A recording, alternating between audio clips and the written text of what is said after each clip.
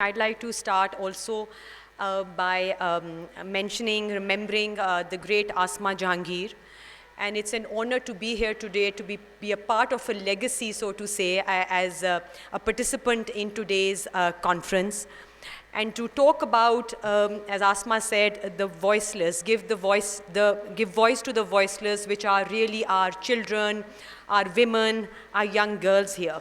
As you've correctly said, the Anti-Rape Act 2021 is a great example of how different political parties and government have come together to take one law forward. And the special committee that I head, and which you are a member of, as are many other experts, so it's really teamwork.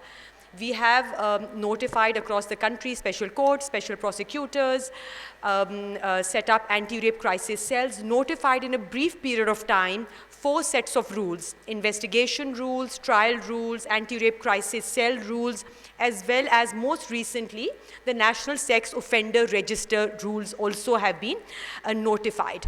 So you are right. There is much more needs to be done. While conviction rates in gender-based violence and rape crimes around the world are low, in Pakistan they are dismally low, especially low, and there is a lot of work that needs to be done. However, when I say this, we also need to recognize that the Anti-Rape Act 2021 is a very nascent law here.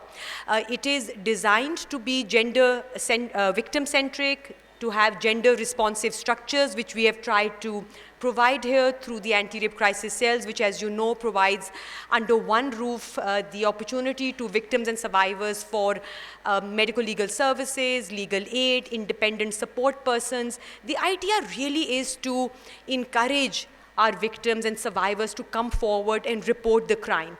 And we have also seen an increase in rape crimes around the country. And while on the one hand it depicts, of course, an increase in the crime or offense itself, which I think is still underreported, on the other, I think it also shows the level of trust that is increased in our criminal justice actors, in our police, investigation, and our prosecution services over here. So I think it is an evolving law, and we have to wait and see what fruit it is going to hold in the future. But I think policy and legislation is the first step over here. To make laws effective, to put them to best use, it is important that we make a paradigm shift in our attitudes, mindsets, and behavior also. And that is where I speak to each and every one of you present in the hall today and those who are listening in. We have to give confidence to our women, our girls, to come out and report the crime.